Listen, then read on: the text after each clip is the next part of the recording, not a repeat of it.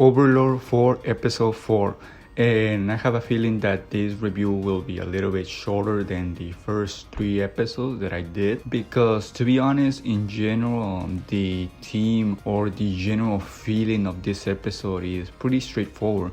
I mean, if I could describe the episode in a couple of words, it would be basically Ainz fighting the Warrior King, basically. Which apparently the Warrior King is a troll. I didn't expect it to be a troll, to be honest. I mean, it makes sense being that big, but yeah, I actually didn't know or expect that it was going to be a troll. Which, of course, Ainz already fought one in the previous seasons.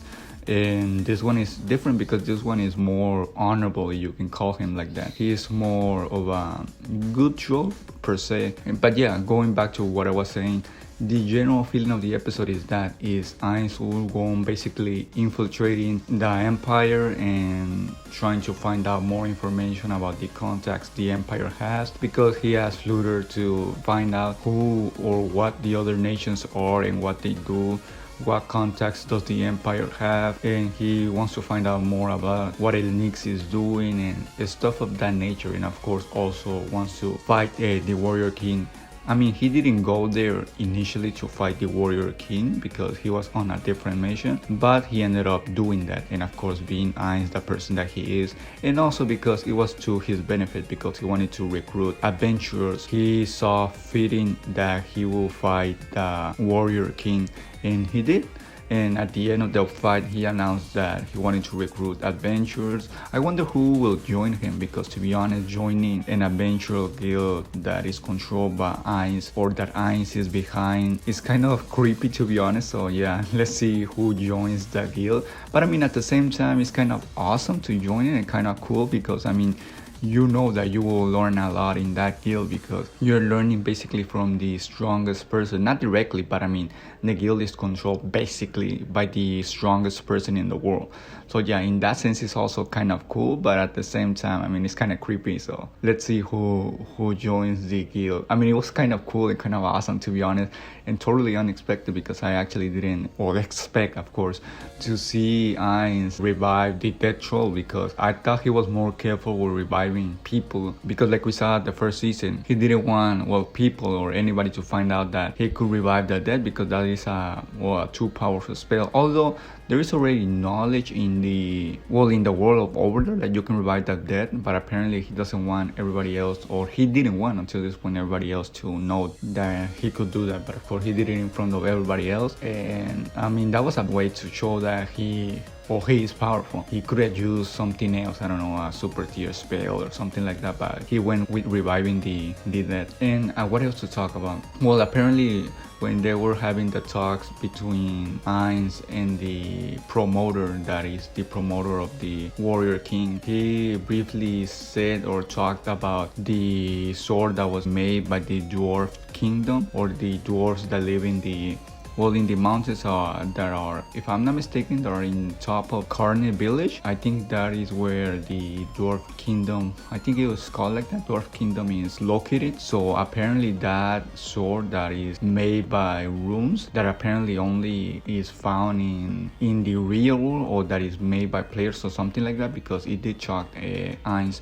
Apparently it was made by the dwarves in the Dwarf Kingdom. So I know already that part of the conversation will actually have a lot of impact in the story. So that wasn't actually thrown in there just for the sake of, I don't know, taking a time slot or taking time from the episode. It was mentioned because of course it will be important in future episodes, and something that we actually haven't explored in the world of Overlord, because there are a couple of cities, empires, city-states, whatever you want to call them, that we actually haven't talked about a lot in the anime. So, I mean, the Dwarf Kingdom is one of them. So, of course, it will be introduced and developed in future episodes. It was also mentioned that the troll and the promoter have some sort of relationship, some sort of backstory, because they were talking about like they knew each other from long time ago and that they help each other out in things of that nature. So, I wonder what their story is. I don't know if the anime will expand fan on that because that doesn't seem something to be that really important in the general frame of the Overlord story, but maybe in the light novel he actually mentioned something of them too. And yeah, I mean, that is basically the general feeling of the episode. It is Ainz going to the Empire, infiltrating the Empire I should say, and basically trying to find out more about the general situation of the Empire, its contacts, and once he's there, well, he has to fight the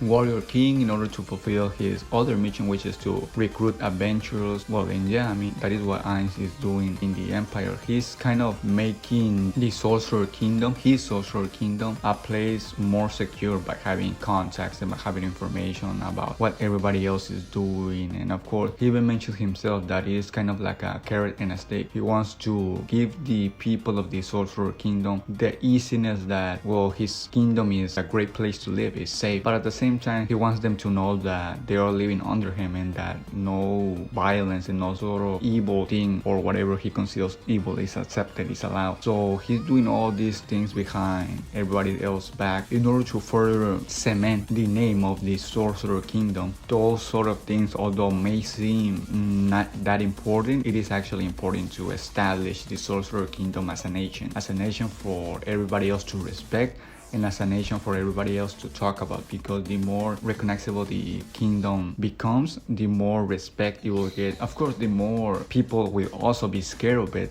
but I mean, at least he's achieving the goal of being recognized by other nations and other people. So I guess sooner rather than later, everybody else will start to accept that the Sorcerer Kingdom is actually a good place to live, with its, of course, with its caveats, because it is the carrot and the stick. But slowly I think they will be able to accept that the Sorcerer Kingdom is actually a good place to live, not that bad as it is speculated to be. So yeah, I mean, let's see what the next episode gives us, because this episode is one of the rare ones where we actually don't know what will happen in the next episode, because the episode ended with what it wanted to achieve. It basically did everything it set out to be. It gave Ainz the mission to go to the Empire. It infiltrated, it got information, it fought the Warrior King, and it did all of that. And at the end of the episode, where there wasn't any sort of teaser, except for the fact that, of course, Elixs was actually, well, freaking out that he wanted to become, that his empire wanted to become a vassal state for the Sorcerer Kingdom, that even Ainz was shocked. To be honest, Ainz wasn't really that,